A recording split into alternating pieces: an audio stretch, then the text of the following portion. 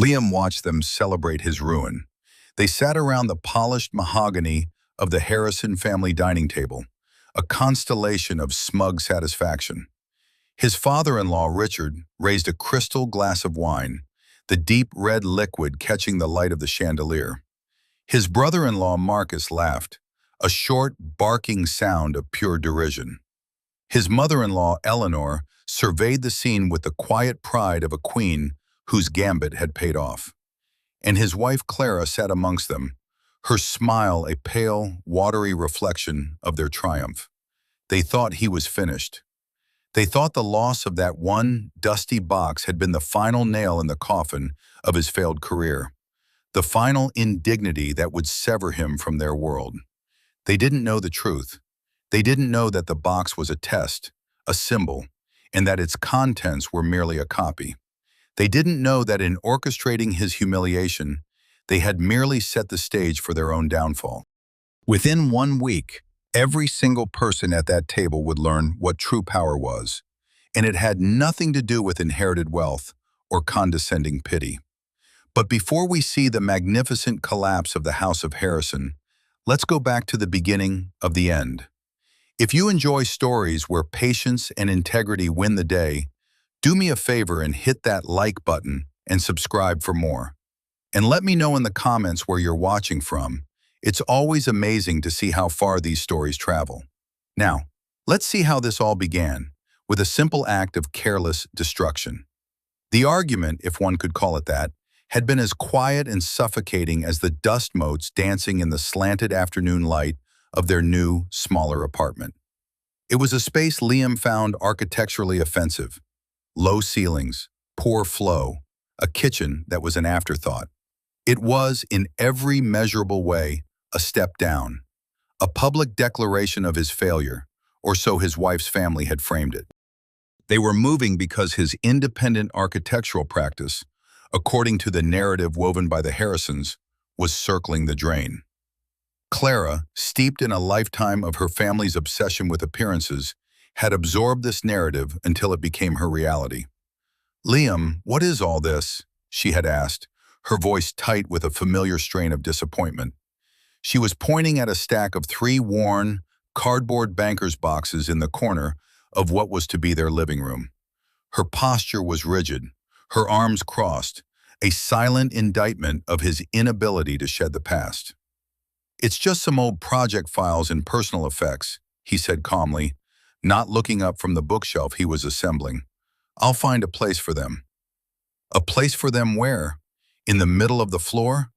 "Liam, we talked about this. A fresh start, less clutter." Clutter was her family's word for anything that didn't have a demonstrable monetary or aesthetic value. It was a word they often applied to his passions.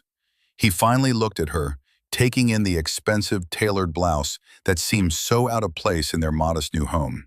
It was a gift from her mother, a reminder of the world she felt she was losing. "2 of them are files I need for my portfolio. The third is just mementos, things from my dad." Clara's face softened for a moment, but then the Harrison pragmatism snapped back into place like a steel trap. "Your dad's things? Honey, he's been gone for 10 years. You have his watch. Isn't that enough?" "This," she gestured to the top box, the most battered of the 3, with frayed corners and a faded, handwritten label that just said, "Junk," "is just taking up space. We need to be ruthless." Liam felt a familiar weariness settle in his bones. It wasn't about the space. It was about what the box represented. It represented a life before the Harrisons, a life where value wasn't measured by bank statements or country club memberships.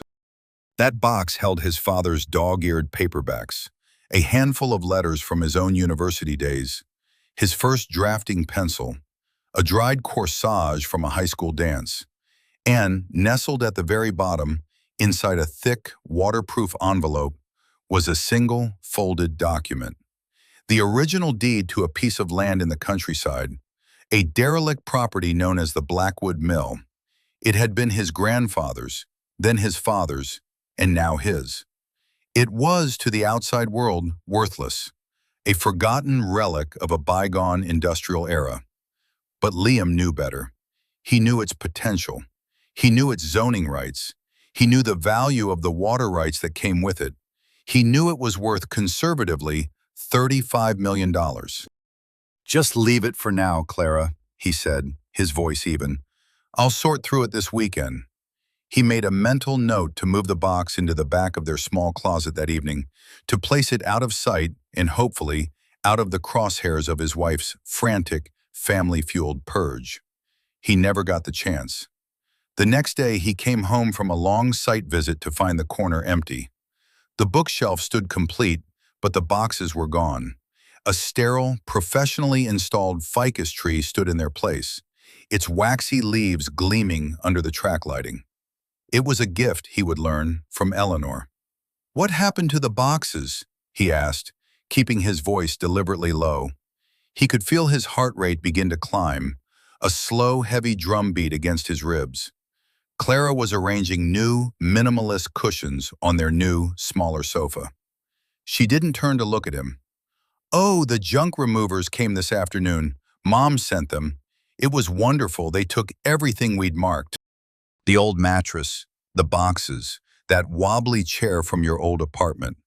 The place already feels so much cleaner, don't you think?" Liam stood perfectly still in the doorway, the handle of his briefcase growing slick in his palm. He looked at the ficus tree. He looked at his wife, who was fluffing a pillow with the focused intensity of someone trying very, very hard not to have a difficult conversation. He thought of the faded label, junk.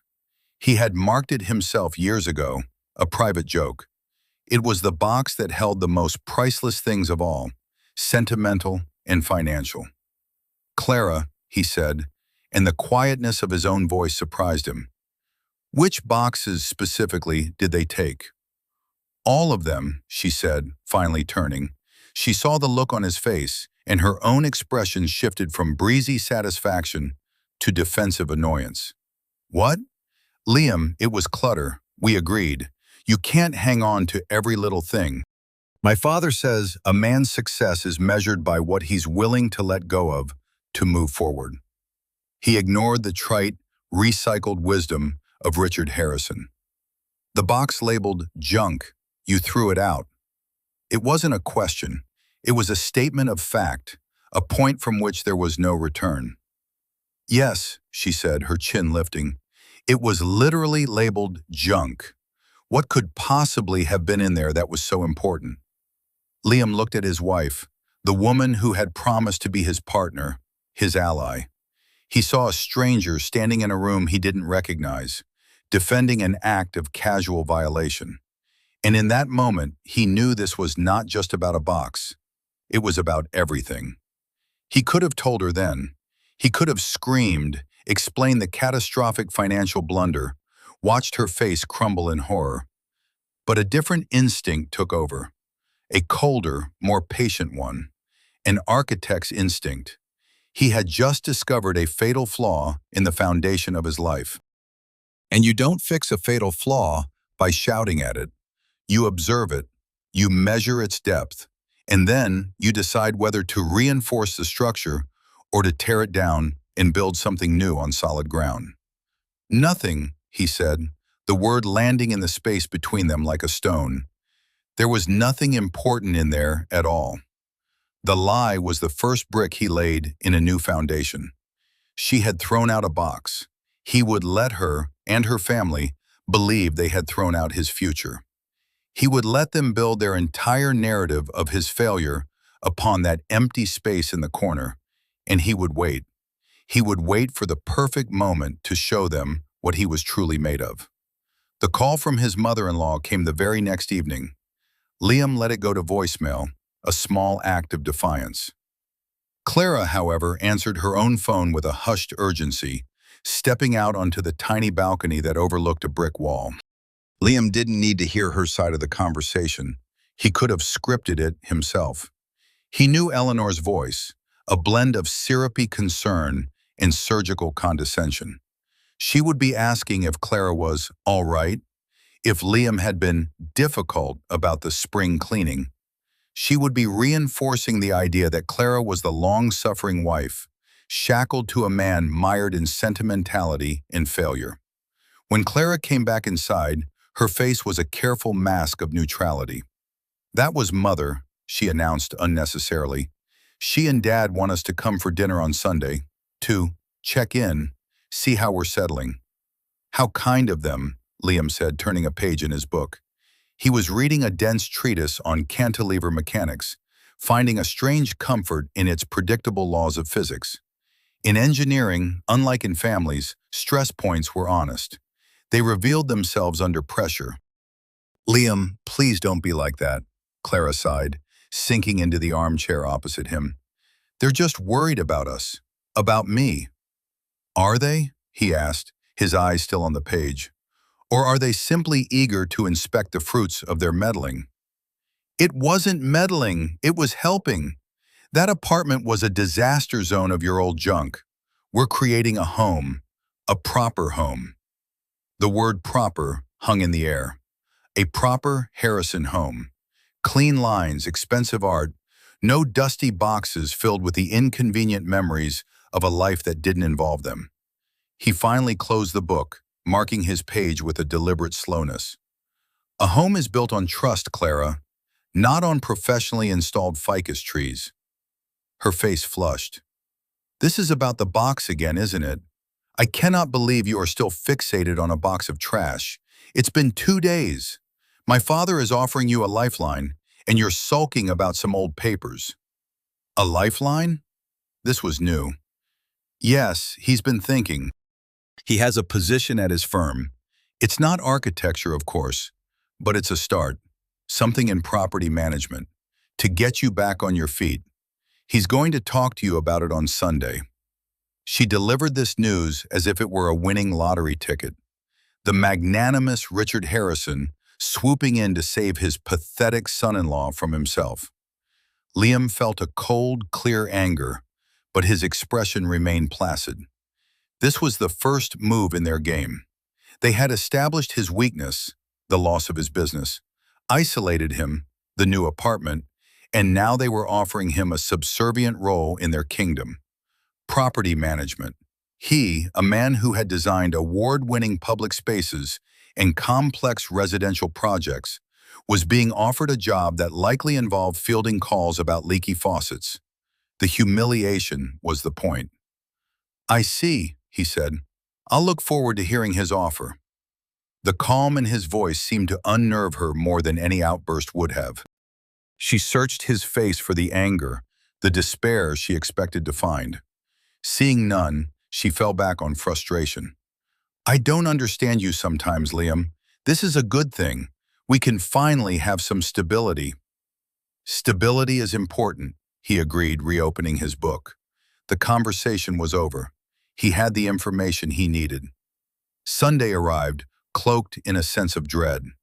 The Harrison estate was a sprawling neo-Georgian mansion in the city's most exclusive suburb. It was a house designed to intimidate, with a long gravel driveway that crunched ostentatiously under the tires of their modest sedan. As Liam parked between Marcus's gleaming black sports car and Richard's silver luxury vehicle, he felt like a dinghy mooring between two yachts. Eleanor greeted them at the door, her cheeks air-kissing the space beside Clara's head before her critical eyes swept over Liam. He was wearing a simple, well-made dark sweater and trousers. It was understated, elegant. To Eleanor, it screamed, "Pauper." "Liam, dear," she said, her smile not reaching her eyes.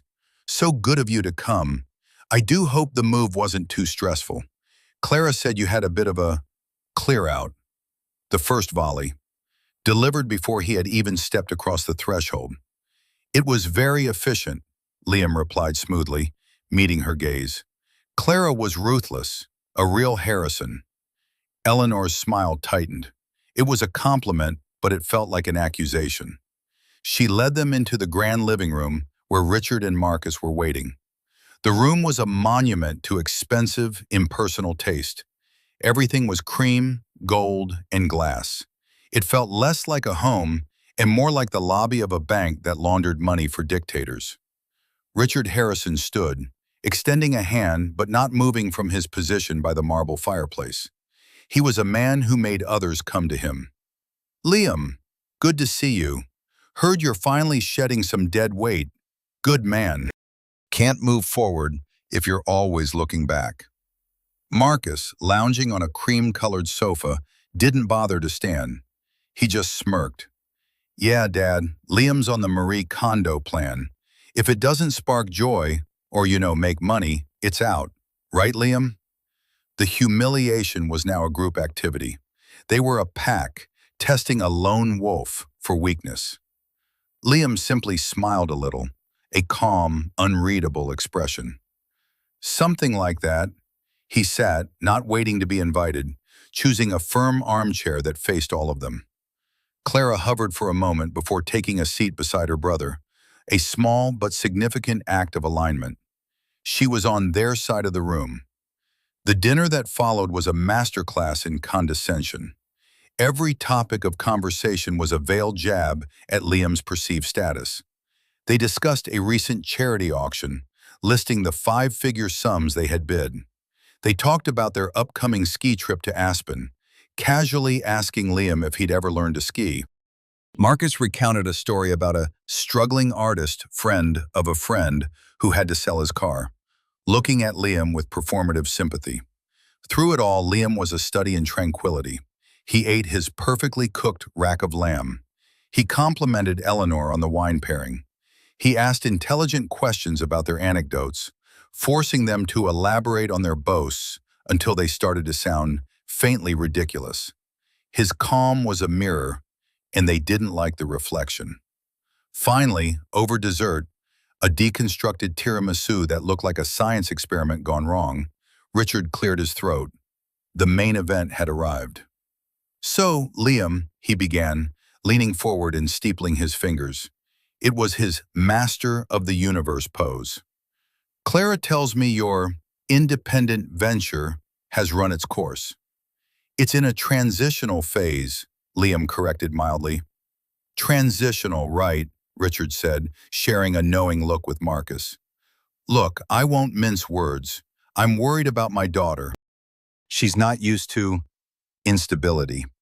I admire your creative spirit, I really do, but at some point a man has to face reality. The world needs ditch diggers and it needs architects.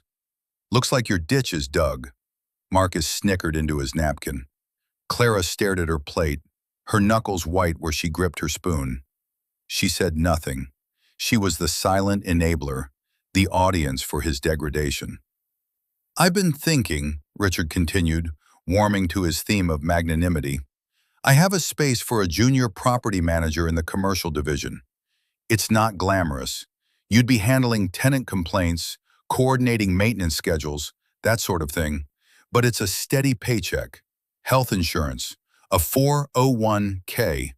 It's a respectable, solid job for a man in your position." He sat back, his expression radiating self-congratulation. The offer was on the table. Take a menial job, admit your defeat, and be welcomed into the Harrison fold as a compliant, neutered dependent. Refuse, and you are casting his daughter, their daughter, into the wilderness of poverty. It was a perfectly constructed trap. Liam took a slow sip of water. He placed the glass down on the coaster with a quiet, deliberate click. He looked at Richard, then at Marcus, then at Eleanor. Finally, his eyes rested on Clara. He was giving her one last chance to speak, to defend him, to say, "My husband is a brilliant architect, and he doesn't need your charity." She remained silent. Her gaze was fixed on the melting remains of her dessert. In her silence, Liam found his answer. The foundation was not just flawed, it was rotten to the core. It was time to start drawing up the demolition plans. He turned back to Richard, a polite, almost grateful smile on his face. "Richard, that's an incredibly generous offer. I'm overwhelmed. Can I have a few days to think about it?" His acceptance of the premise, his apparent gratitude, was the last thing they expected. It was a tactical victory for them. They had broken him. Richard beamed, clapping his hands together. Of course, my boy, of course. Take the week, but don't take too long. The world doesn't wait. As they drove home in the quiet darkness, the air in the car was thick with unspoken words. Clara finally broke the silence. You see, she said, her voice bright with relief. It's going to be okay. Dad just wants to help us. Liam kept his eyes on the road. The city lights streamed past, blurring into ribbons of color. Yes, he said, his voice flat. He's been a great help. She didn't hear the ice in his tone. She only heard the words. She believed the performance because she wanted to. She believed in the fiction of her family's generosity and her husband's defeat because the alternative was too terrifying to contemplate. The alternative was that she had made a terrible, terrible mistake. A mistake that would cost her far more than an old box of junk. The days that followed were a quiet torment. Clara treated Liam with a gentle, solicitous pity, as if he were a convalescing patient. She would bring him coffee in the morning, chattering about how this new job would be a wonderful, low-stress environment for him. She was cheerful, relentlessly positive, and it was the cruelest thing she could have possibly done. She was celebrating his surrender. Her family, meanwhile, escalated their campaign. Marcus would send him links to articles about the Great Resignation and finding meaning in a mid-level career. Eleanor dropped off a selection of bland, corporate-approved ties at the apartment with a note that read, "For your new beginning." Each gesture was a small, sharp twist of the knife, a reminder of the box they had put him in. Liam accepted it all with a serene grace that they mistook for resignation.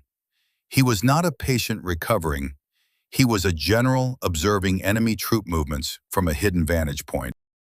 He documented every slight, every condescending email, every pitying phone call. This was not about revenge. It was about clarity. When the time came, no one would be able to claim ignorance. They would be forced to look at the unvarnished truth of their own behavior. While they were busy planning his new, diminished life, Liam was activating a life they knew nothing about. On Tuesday morning, he didn't go to the shared workspace he'd been using, the one Clara thought was his only office. Instead, he drove to a sleek, unmarked glass tower downtown. He swiped a black keycard at a private elevator and ascended to the penthouse floor. The doors opened not into an office, but into a sprawling, light-filled studio. Polished concrete floors, vast walls of glass overlooking the city, and a long central table covered in blueprints, models, and material samples. This was the real headquarters of Ethelred Designs, the firm he had founded 7 years ago under a name that had no connection to his own. The name was a tribute to an obscure Anglo-Saxon king known for his thoughtful, long-term counsel rather than rash action. It was a private joke, much like the junk label on the box. His partner, a sharp, no-nonsense woman named Isabel Rossi, was waiting for him by the window. She had been his mentor in his first firm, and when he decided to strike out on his own, she was the first person he'd called. "Morning," she said, handing him a tablet. The preliminary survey on the Blackwood Mill site came back. The geological report is even better than we hoped. The bedrock is perfect for the deep pilings we'll need for the archive wing. Liam scrolled through the data, the familiar comfort of solid facts and figures washing over him. This was his real world. A world of competence, vision, and mutual respect. Any movement on the Harrison front? Isabel's lips thinned. They're getting aggressive. Their lawyers sent a lowball offer directly to the holding company that technically owns the mill. They think it's a dormant asset of a defunct corporation. They're citing eminent domain for a civic improvement project they've concocted. It's sloppy, arrogant. That's their brand, Liam said, a humorless smile touching his lips. He looked out the window, down at the city sprawling below. He could just make out the top of Richard Harrison's office building, a monument to ego and leveraged debt. They think they're hunting a ghost. They have no idea the ghost is sitting right here, watching them. "What about the deed?" Isabel asked, her voice softening. "The original. Was it really in that box?" Liam nodded. "It was, along with my father's old pipe and my first T-square." "Liam, that's a catastrophic risk." "Why would you—" "Because I needed to know," he interrupted quietly. "I needed to see if the foundation was sound. It wasn't just a box, Izzy. It was a test of trust, a test of partnership, and she failed, spectacularly." He paused, the professional mask slipping for just a second, revealing the deep well of hurt beneath. "She didn't just throw out a document. She threw out the idea that I was someone to be believed in." Isabel put a hand on his shoulder. "So what's the play? We can shut them down now. A single letter from our legal team would cripple them." Liam shook his head. "No, not yet. An architect doesn't demolish a building with a single stick of dynamite when a controlled, precise implosion will do. They're planning a big press conference next week to announce their visionary new project for the Blackwood site. They're going to get the mayor there. It's going to be a grand spectacle." A slow, dangerous smile spread across Isabel's face. "Oh, you're cruel, Liam. I love it. You're going to let them build the stage for their own execution." "I'm going to let them demonstrate their character to the world," Liam corrected. "I'm just going to provide the lighting." He turned from the window. "All right, let's get to work. I want a full portfolio on Aethelred's last 5 projects ready to go. The Kyoto Library, the Lisbon Maritime Museum, the Chicago Heritage Tower restoration. And I want you to call Arthur Vance. Tell him it's time." Isabel's eyebrows shot up.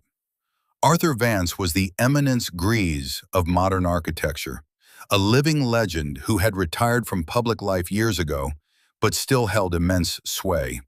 He was also Liam's first mentor, the man who had funded his education and secretly backed Aethelred Designs from its inception. A word from Arthur Vance was like a commandment from the mountaintop. "Arthur? Are you sure?" she asked. "They've made this about my character and my professional competence," Liam said, his voice hard as steel. "I think it's time for a character witness." He spent the rest of the day immersed in his work, the clean, logical world of design and structure. But as he drove home to the small, suffocating apartment, the weight of his double life settled on him again. He was walking back into the fiction, the role of the defeated man. That evening, he had the conversation with Clara he had been dreading. He found her in the kitchen, humming as she unpacked groceries. She looked happy, relieved. "I was thinking," she said, turning to him with a bright smile, "once you start at Dad's firm, we can start saving again. Maybe in a year or 2, we can even look for a better place, something with a bit more light." He had to stop this. He had to give her one final chance to choose. "Clara," he said, his voice gentle, "sit down for a minute. I need to ask you something." His tone immediately put her on guard. The happy facade vanished. "What is it?" "This new job, my career, our life. I know your family thinks they know what's best, but I need to know what you think, not what they've told you to think. Do you trust me? Do you still believe in me? In my work?" It was a simple, direct question. He was holding out his hand in the dark, asking her to take it on faith. She hesitated.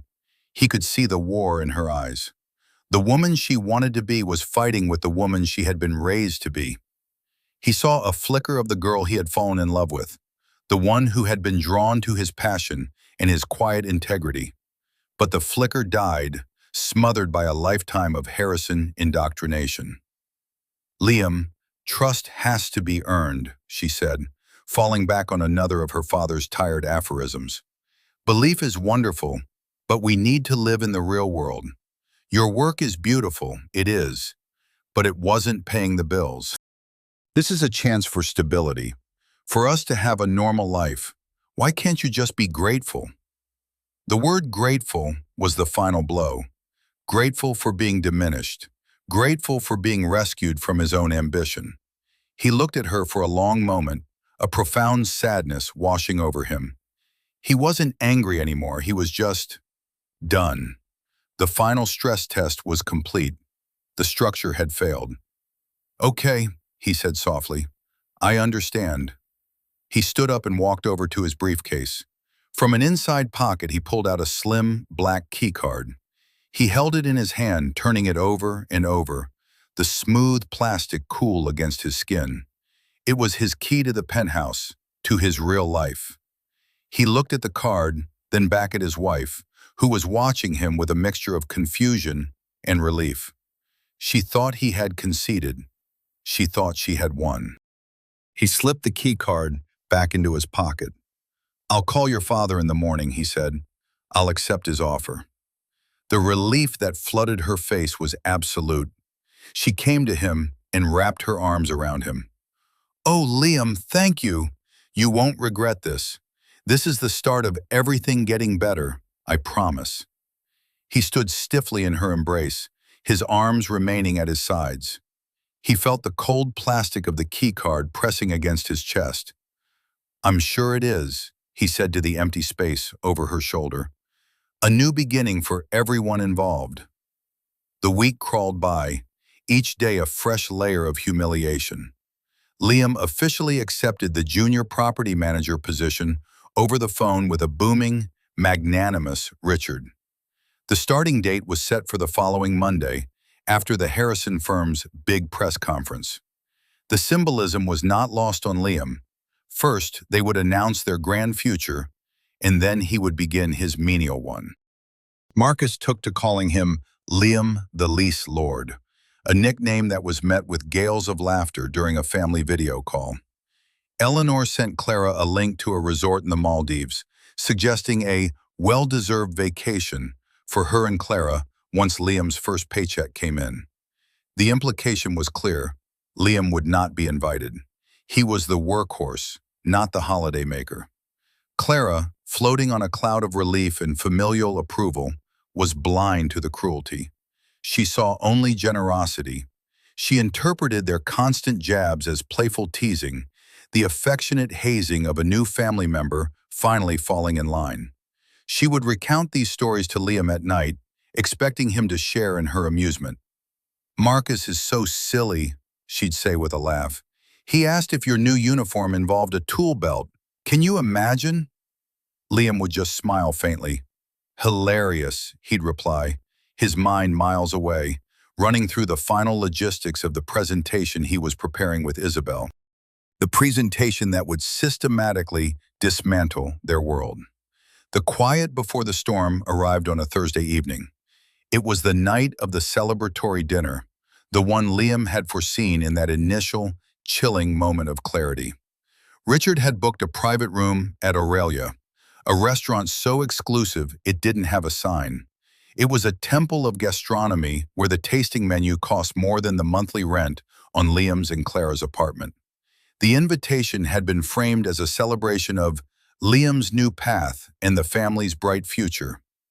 It was, in reality, a victory lap. As Liam dressed, he chose his suit with the precision of a soldier choosing his armor. It was a bespoke piece, a deep charcoal gray that he'd had made in Savile Row 2 years prior after landing the Kyoto Library project. Clara had never seen it. She had been on a trip with her mother at the time, and he'd simply put it away. To her, it was just a surprisingly nice suit he'd had hidden in the back of his closet. "Wow," she said, her eyes widening as he adjusted his tie. "Where did that come from?" "I've had it a while," he said, picking up a slim, leather-bound folder from his desk. "Just been waiting for the right occasion." The folder was the only thing he carried besides his wallet and keys. It felt cool and solid in his hand. It contained no legal documents, no deeds, no contracts. It contained something far more powerful: the truth, printed in high resolution. When they arrived at Aurelia, the Harrisons were already there, radiating an aura of supreme confidence. Richard was holding court with the maitre d', while Marcus and Eleanor were sipping champagne. They were incandescent with self-satisfaction. "Liam, my boy!" Richard boomed, clapping him on the shoulder with uncomfortable force. "Look at you, dressed for success. That's the spirit." Already looking the part, Marcus smirked, eyeing the suit. "Had to dig deep in the closet for that one, eh, Liam? Bet it's got mothballs in the pockets." "It's a beautiful suit," Clara said, a slight defensive edge to her voice. It was the first time she had pushed back, however weakly, against her family's mockery. It was, Liam noted with a detached sadness, far too little, far too late. They were seated at a large round table in a room that overlooked the city's glittering skyline. The waiter, a man with the somber dignity of an undertaker, began to explain the 20-course menu. As he spoke of foam, essences, and soil, edible soil, he clarified, Liam felt a sense of profound detachment. He was an anthropologist observing a strange, primitive tribe about to perform a ritual sacrifice, unaware that the gods had already abandoned them. The first few courses passed in a blur of Harrison's self-congratulation. Richard spoke at length about the press conference scheduled for the next day. "The mayor is confirmed," he announced, puffing out his chest. "The press coverage is going to be immense. Harrison Corp redevelops blighted landmark into visionary arts hub. The headlines write themselves." "It's a huge win, Dad," Marcus added, swirling his wine. Picking up that old mill property for pennies on the dollar was a stroke of genius. Who knew the holding company was basically a defunct shell? Their lawyers didn't even put up a fight. "That's because they're third-rate paper pushers and we're apex predators," Richard declared, toasting his son. "You have to be ruthless in this business. No room for sentiment." He shot a pointed look at Liam. "Right, Liam? You're learning that lesson now." Liam took a delicate bite of a scallop resting on a bed of black garlic puree. He chewed slowly, thoughtfully. He swallowed. Then he placed his fork and knife down, perfectly parallel on his plate. The performance was over. It was time for the curtain to rise on reality. "The Blackwood Mill," he said, his voice calm and clear, cutting through their smug chatter. "It's a fascinating piece of architecture, isn't it? Post and beam construction. A water wheel that was revolutionary for its time. A real testament to functional design." They all stared at him. This was not the response of a defeated man. He was supposed to nod along, to offer praise for their brilliance. Richard recovered first. "Well, yes, I suppose. It's a pile of bricks. But it's a pile of bricks on a very valuable piece of land. That's all that matters." "Is it?" Liam asked, his gaze level. He leaned forward slightly, placing his hands on the table beside his plate. The quiet intensity in the gesture drew all their focus. "You see, I've always believed what matters is the story, the history. For example, my grandfather worked at that mill, and his father before him. It was my father who bought the land when the mill finally closed, not because it was valuable, but because it meant something to him.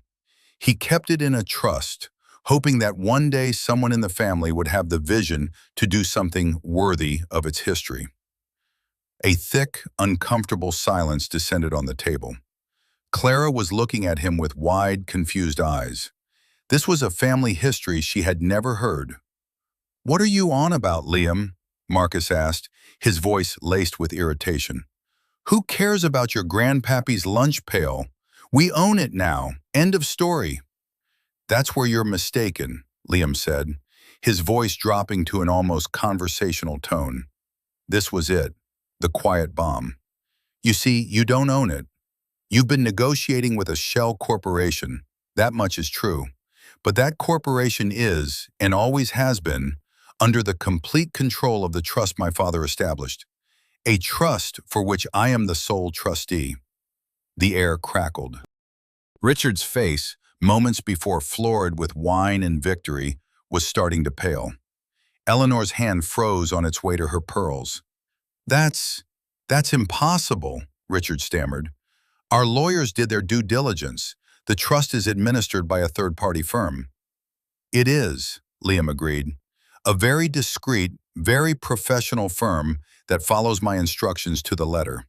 Instructions for the past month have been to let you believe you are on the verge of a great victory, to let you commit your resources, your reputation, your entire strategy to acquiring a property that was never for sale. He let that sink in. He could see the gears turning in their heads, the slow, horrifying dawning of the truth. They weren't apex predators. They were rats who had been led into a maze, and the walls were closing in. Liam reached for the leather folder he had placed beside him. He opened it on the table, revealing not legal papers, but a series of stunning, high-gloss photographs and architectural renderings.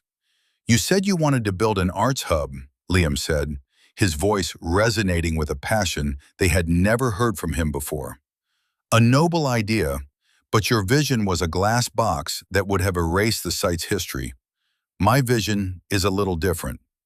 He slid the first photograph across the table. It was an aerial shot of a breathtaking building, a structure that seamlessly blended the old brick of the original mill with soaring glass in steel. "This is the Athelred Institute for Historical Architecture, a world-class research facility and museum, a project my firm, Athelred Designs, has been developing for the past 3 years." He pushed another photo towards them. A list of completed projects: the Kyoto Library, the Lisbon Maritime Museum, each a globally acclaimed masterpiece of design. "Athelred Designs?" Eleanor whispered, the name unfamiliar to her. "My firm," Liam said simply. "I founded it 7 years ago. We're considered one of the top 3 firms in the world for heritage restoration and adaptive reuse. We just prefer to let our work speak for itself, rather than our name." Marcus's face was a mask of disbelief and rage. "You're lying. This is insane. You're a failed architect living in a shoebox apartment." "Am I?" Liam asked calmly. He looked directly at his brother-in-law, his eyes cold. "The shoebox apartment was an experiment, Marcus.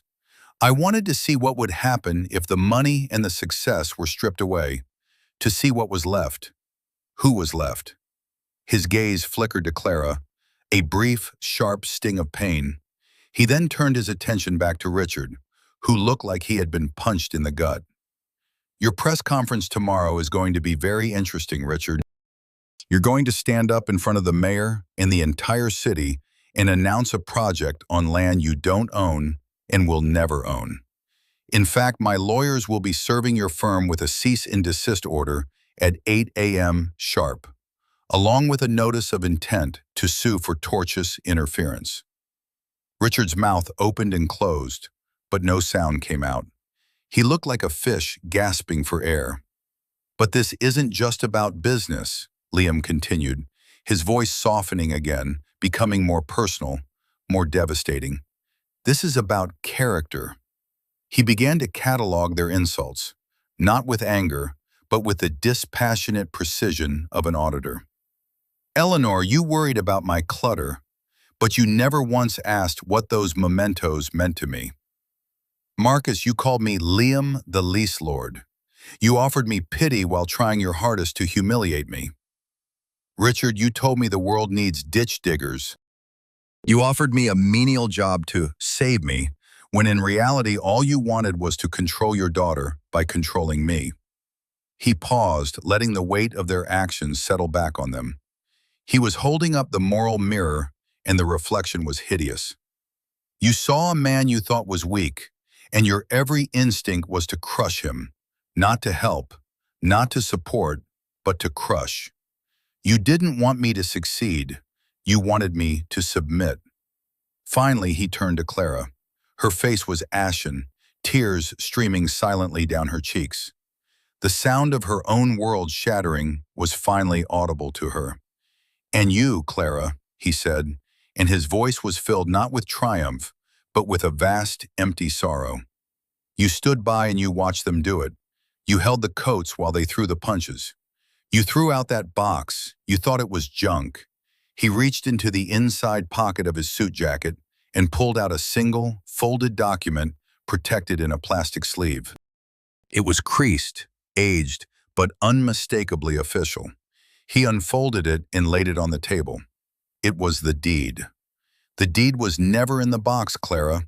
The box was just a box. I took the deed out the day we moved. Because on some level, I think I already knew. I knew I couldn't trust you to protect it. He paused, his voice dropping to a whisper. I couldn't trust you to protect me. The deed lay on the white tablecloth between them, a testament to a lie she had believed, and a truth she had been blind to. The $35 million property was safe. It was their marriage that was in ruins.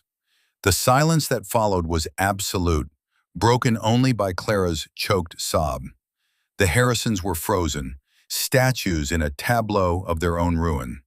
The magnificent 20-course meal sat unfinished before them, a feast of ashes. Liam had not raised his voice. He had not gloated. He had simply laid out the truth, and the truth had been enough to bring their entire world crashing down. Just then, Liam's phone vibrated on the table. He glanced at the screen. The name displayed was Arthur Vance. He let it vibrate a second longer before answering, putting it on speaker. Liam, a rich, authoritative voice filled the room, a voice that commanded instant respect. Isabel told me you were having dinner with the Harrison Corp people. I trust you've clarified the situation regarding the Blackwood Mill property? Richard's head snapped up. He knew that voice. Everyone in the worlds of architecture and high finance knew that voice. Mr. Vance? He breathed, his tone reverent. Richard. Arthur's voice was like ice. I am profoundly disappointed. I have known Liam since he was a student. I personally funded his education and backed his firm. He is the most talented and principled architect of his generation. The fact that you, a man I once considered a colleague, would treat him with such contemptible disdain. It's a disgrace. To think you tried to poach my star protege for a job fixing toilets. The lack of judgment is staggering. Every word was a hammer blow. Arthur Vance wasn't just an ally, he was their god, and he had just pronounced them heretics. I didn't know, Richard stammered, his face crumpling. That's the point, Richard, Arthur's voice cut back. You didn't know because you didn't care to know. You judged a man by a temporary circumstance rather than his immutable character. A fatal business error, and a fatal personal one. As of tomorrow, my foundations will be divesting from all projects associated with Harrison Corp. I suggest you get your house in order. Liam, I'll see you at the site tomorrow. We have work to do. The line went dead. Liam calmly folded the deed and put it back in his pocket. He stood up, adjusting his suit jacket. He looked at the three shattered Harrisons, then finally at his wife. I believe, he said, his voice devoid of all emotion. This dinner is over. He turned and walked out of the private room, leaving them in the ruins of the life they had been so proud of. The waiter, who had been hovering nervously outside, simply nodded as Liam passed, as if he had just witnessed a quiet, inevitable execution. Liam didn't look back. He was already focused on the future, a future he was now free to build on his own terms. The immediate aftermath was a chaotic symphony of collapse. As Liam stepped out into the cool night air, the sounds from the private dining room began to filter through the heavy door. Not the confident laughter from earlier, but the sharp, ugly notes of panic. He heard Marcus's voice, raised in a desperate, furious bellow, followed by Richard's panicked attempts to shush him. He heard Eleanor begin to weep, a thin, high-pitched sound of pure social terror. He did not hear Clara. Her silence was, in its own way, the loudest sound of all. He didn't wait. He got in his car, the same modest sedan that had seemed so pathetic just hours before, and drove away, the city lights a cool, indifferent witness to the tectonic shift that had just occurred. He did not go back to the small apartment. He could not. It was no longer a home. It was a museum of a dead relationship, filled with the ghosts of broken trust. He drove instead to his real home, a minimalist, beautifully designed penthouse apartment in a building he himself had restored years ago, a place Clara never even knew existed. The next morning, the implosion he had engineered began precisely on schedule. At 8 a.m., a team of lawyers, acting on behalf of the Blackwood Trust and Ethelred Designs, served Harrison Corp with the cease and desist order. It arrived just as Richard was frantically trying to cancel the 11 a.m. press conference. The news of the legal action leaked to the financial press almost immediately. By 9 a.m., Harrison Corp's stock was in freefall. The true bombshell, however, was Arthur Vance's public statement. Released at 9:30 a.m., it was a masterwork of polite evisceration. It announced the Vance Foundation's complete divestment from all Harrison-related entities, citing a fundamental misalignment of professional ethics and a profound lack of due diligence on the part of Harrison Corp's leadership. It also included a glowing endorsement of Ethelred Designs and its founder, Liam, as the true visionaries behind the Blackwood Mills revitalization. The world Richard Harrison had built, a world propped up by reputation and the perception of infallibility, crumbled in a matter of hours. His phone rang incessantly with calls from angry investors, panicked board members, and former friends who now treated him like a pariah. Marcus, stripped of his father's protective influence, was torn apart by the board for his aggressive and sloppy handling of the Blackwood acquisition. He was suspended indefinitely. Eleanor, who lived and breathed for her social standing, watched as invitations were rescinded and her name was whispered with scorn at the clubs and charities she had once ruled. They had built their house on the sands of arrogance, and the tide of truth had just washed it all away. And Clara? Clara was left alone in the epicenter of the destruction. She woke up in the small apartment, the silence deafening. Liam had not come home. Her calls to his phone went directly to voicemail.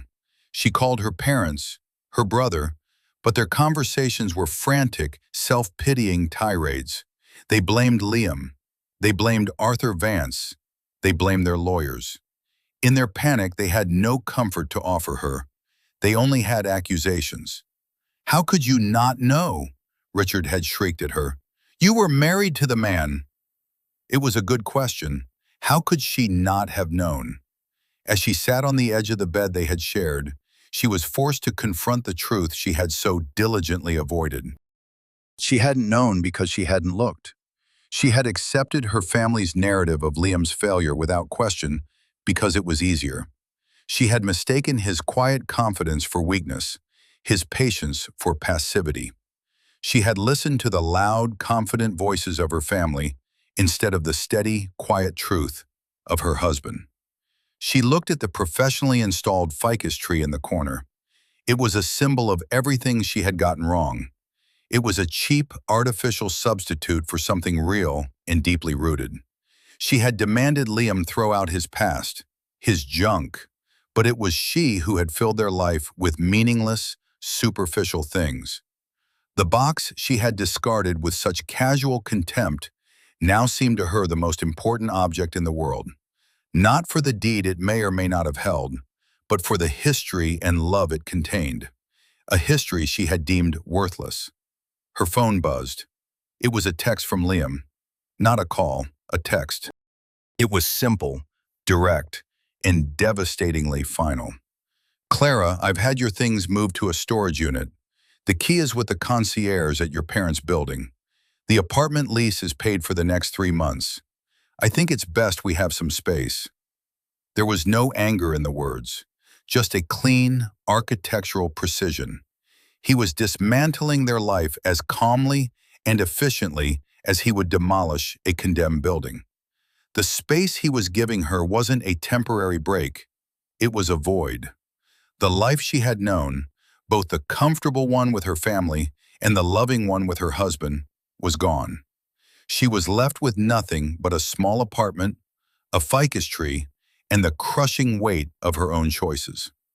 A week later, Liam agreed to meet her.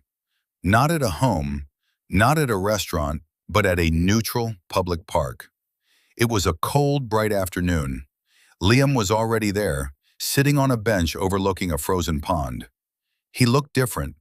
The weary tension he had carried for months was gone. He looked calm, centered, and sad. Clara had rehearsed 100 speeches, apologies, explanations, pleas, but when she stood before him, all the words felt hollow. "Liam, she started, her voice breaking.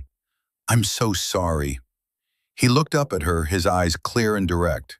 There was no hatred in them, which was somehow worse than if there had been. There was just a deep, abiding disappointment. "I know you are, Clara," he said quietly. "You're sorry now that you know the truth. But were you sorry when you let your brother call me a failure? Were you sorry when you threw out my father's letters?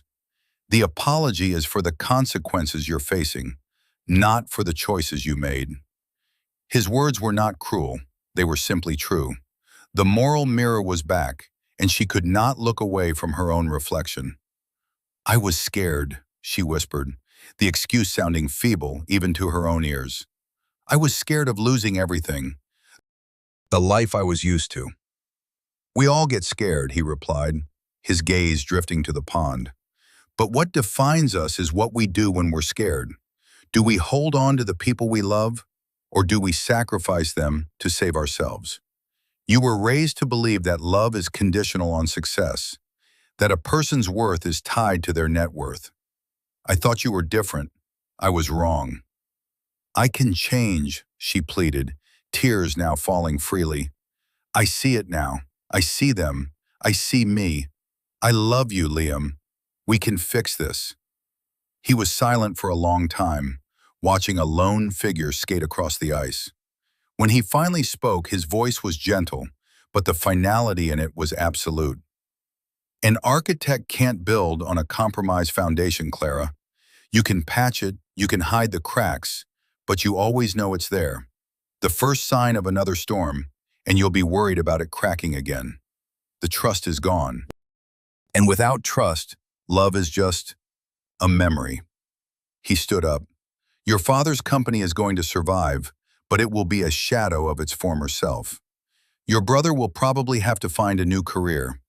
Your mother will have to learn to live without being the queen of society.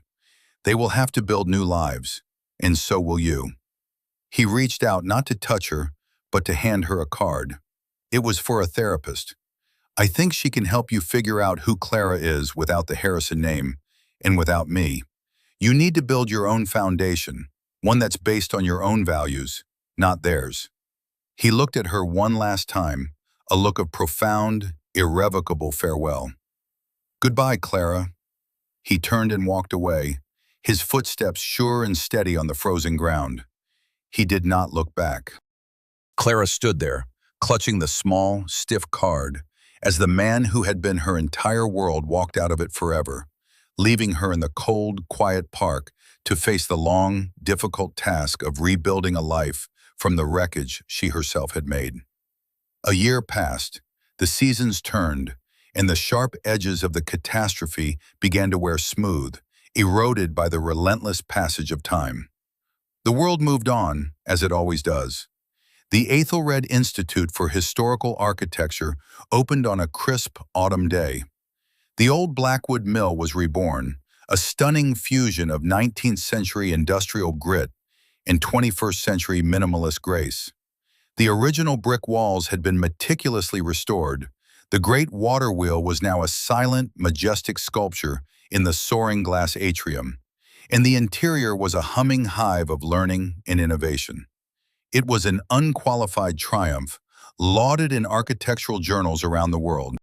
Liam stood on a balcony overlooking the main hall, a glass of champagne in his hand, listening to the murmur of appreciative voices below. He was not celebrating. He was observing, absorbing the culmination of a dream that had spanned 3 generations of his family. He was dressed in a simple dark suit, his demeanor quiet and unassuming. To the reporters and dignitaries in the crowd, he was Liam Astor, the brilliant, enigmatic founder of Aethelred Designs. He had finally allowed his name to be publicly associated with his work. There was nothing left to hide. Isabel joined him, her face glowing with pride. You did it, Liam. It's more beautiful than the renderings. We did it, he corrected, a small, genuine smile touching his lips. And Arthur would be proud. Arthur Vance had passed away peacefully 3 months before the opening, having seen the final plans and declared them Liam's masterpiece. He would be, Isabel agreed softly. She looked at him, her expression turning more personal. How are you? Really? Liam looked out over the crowd, his gaze distant. I'm at peace. The work helps. Creating something that will last, something that respects the past while building the future. It feels right. It feels solid. He had poured his grief and his sense of betrayal into the project, transforming the destructive energy into a creative force. He worked relentlessly, finding solace in the clean lines and honest materials of his craft. He had not pursued another relationship. He was not ready. He was still in the process of building his own new foundation, a life defined not by a partnership, but by his own integrity and purpose. The Harrisons, in their own way, were also rebuilding. Richard had been forced into retirement. Harrison Corp, under new leadership, had stabilized but was a fraction of its former size. He now spent his days playing golf and managing his greatly reduced personal portfolio, a ghost in the financial world he had once dominated. Marcus had moved to another city, taking a sales job at a mid-range commercial real estate firm. He was, by all accounts, humbled and chastened. Eleanor had retreated from public life, finding a strange, quiet purpose in gardening. The grand spectacle of their lives had been replaced by the quiet hum of mundane existence. They had not become better people necessarily, but the world had forced them to become smaller, quieter ones. Their arrogance had been stripped away, leaving behind the ordinary, insecure individuals it had been hiding all along. And Clara. Liam had not seen or spoken to her since that day in the park, but he had heard about her through a mutual acquaintance. After months of deep depression, she had started seeing the therapist whose card he had given her. She had sold the expensive clothes and jewelry her mother had given her and used the money to enroll in a landscape design course at a community college. She had moved out of the small apartment and into a tiny studio near her school. She was working part-time at a local nursery. One afternoon, Liam saw her. He was driving through a less fashionable part of the city and saw a team from the nursery working on a small public garden in a neglected median strip. And there she was. Her hair was pulled back in a simple ponytail. Her hands were covered in dirt, and she was laughing with one of her coworkers. She looked happy. Not the brittle, relieved happiness he had seen when she thought he'd taken her father's job, but a genuine, unburdened joy. She was on her knees, planting daffodils, bringing life to a forgotten corner of the city. He slowed the car, watching her for a moment, unseen. He felt a pang, not of regret, but of a sad, distant affection. She was finally building something of her own, from the ground up. Her foundation was no longer built on the expectations of her family or the success of her husband. It was built on soil and sunlight and the satisfaction of her own hard work. He was happy for her. He hoped she would find her own peace. He pressed his foot on the accelerator and drove on, leaving her to her new life as he continued on with his. Later that evening, back in his penthouse, Liam stood by the vast window, looking out at the city. He thought about the journey of the past year, the anger, the hurt, the calculated demolition, and the slow, methodical reconstruction. He had won. He had been vindicated. But the victory did not taste sweet. It tasted of loss and lessons learned. The ultimate lesson was not that he was smarter or stronger than the Harrisons. The lesson was in the very nature of value itself.